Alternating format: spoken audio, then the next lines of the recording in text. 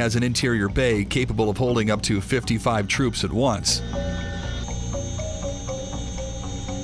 The dual rotor system boasts a combined maximum force of 10,138 horsepower. Typically we can provide about 15 to 16,000 pounds of heavy lift support to the customer.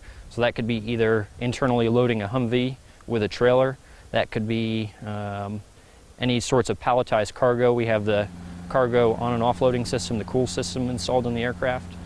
That allows us to use the Air Force 463L pallets to easily get cargo on and off the helicopter with winch capability. We have 3 cargo hooks on the aircraft. So we have the forward, center, and the aft, which allows us to lift just about anything up to the max gross weight of the aircraft, as long as it's rigged appropriately. As a fast deployment helicopter, it also features a large ramp at the rear.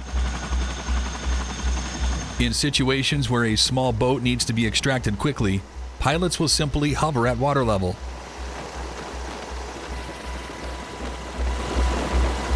Within seconds, the Navy team, the boat, and the helicopter can be flying away to safety at nearly 190 miles per hour.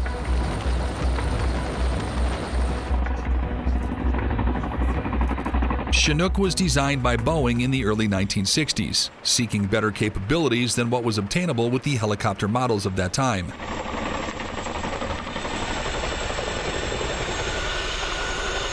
The Chinook, with its massive 60-foot rotors, was intended to carry very large payloads into very difficult areas when needed.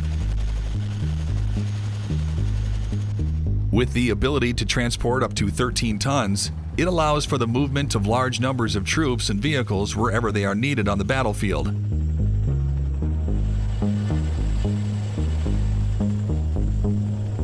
The twin-rotor aircraft was also outfitted with a variety of armaments and could reach heights of 20,000 feet very quickly. When even faster extractions are needed, the Chinook is capable of using a technique known as sling loading to pick up vehicles, supplies, and other heavy objects.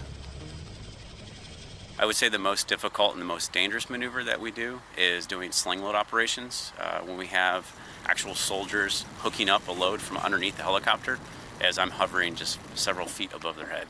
And to think that, 50 pounds of force could come down on them if I don't do my job. This is essentially a tough sling load line and swivel attached to the bottom of the fuselage.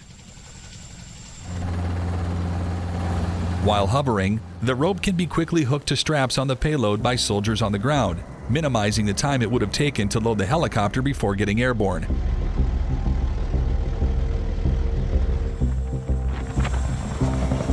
The Chinook can support up to 8 tons using this technique that enables it to easily transport important military items.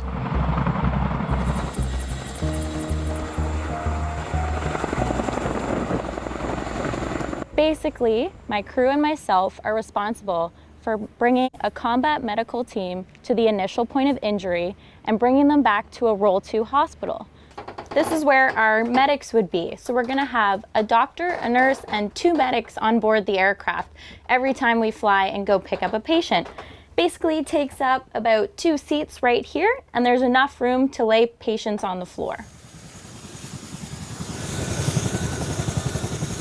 Aside from troop and supply delivery, helicopters have a long and well-established history of being used for medical evacuations as well.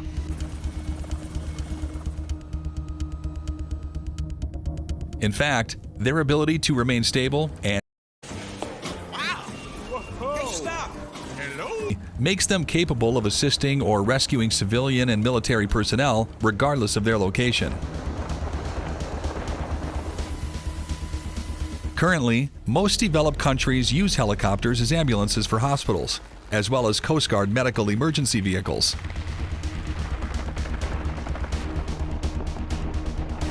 When performing an evacuation in dire circumstances, such as on oil rigs or ships at sea, the helicopter in most cases will not even touch down. Instead, it will hover about 15 to 20 feet above the helipad. Personnel affix a sling rope with a padded end loop to the patient, who is usually accompanied by a crew member. Once in place, the patient and the attending crew member will carefully be reeled into the cargo bay, where a medical team will be waiting to provide treatment. 3 milliliters. Tell me what drag you I've got no pip right now, but it'd be 10 to 35. I've got FiO2 at 21. We can bump that up. Sometimes, the sling rope is spread out and attached to a stretcher bed when the patient is incapable of standing or being directly strapped. The workhorse for many such civilian and military rescue teams is the Augusta Westland EH-101 Merlin Mk4 helicopter.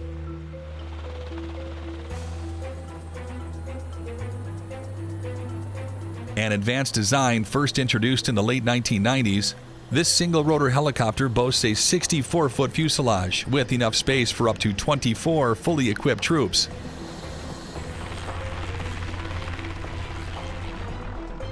As a mobile hospital, it can accommodate up to 4 stretchers at once, as well as a full medical team.